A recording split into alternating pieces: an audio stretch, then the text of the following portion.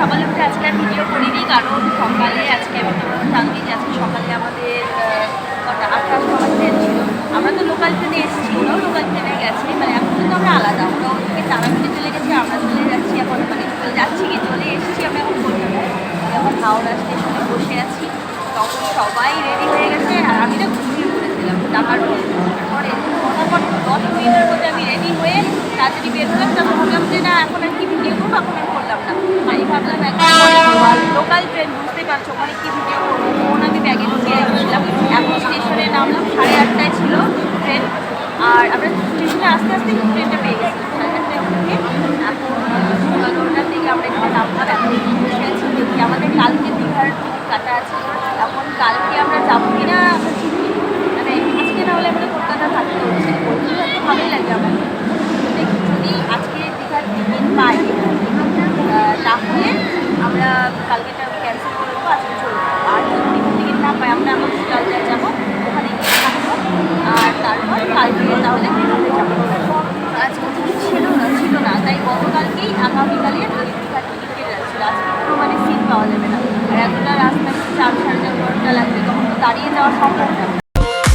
এতক্ষণ বসেছিলাম, ওরা খেয়ে আসলো, মানে সবাই মিলে একসাথে তো যাওয়া যাবে না, ব্যাগ করতে হবে, টানাটানি করতে হবে। তো দাদু দিদা ওরা খেয়ে আসলো, এখন আমরা চলে যাচ্ছি।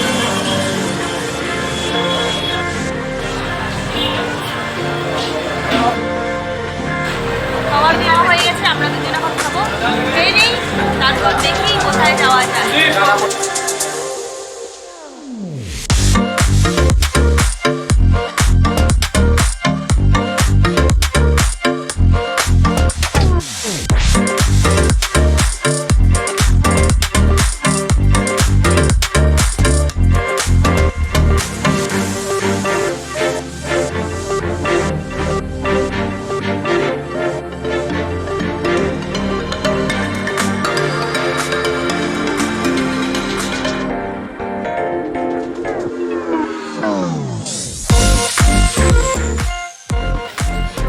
ঠান্ডা লেগে গেছে, দেখে বুঝতে পারছো, মানে একটা রুগী দেখতে হয়ে গেছি।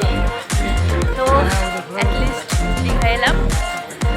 কালকে যে টিকিট ছিল সেটা ক্যান্সেল করা হয়েছে, আর আজকে নতুন করে আমরা জেনারেলে টিকিট কেটেছিলাম, সিট পেয়েছিলাম ভালো মতোই, রিজার্ভেশনের টিকিট ছিল না।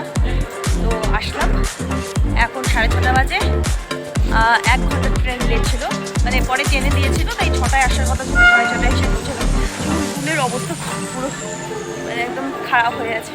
একবারে রুমে গিয়ে তারপর কথা বলছি।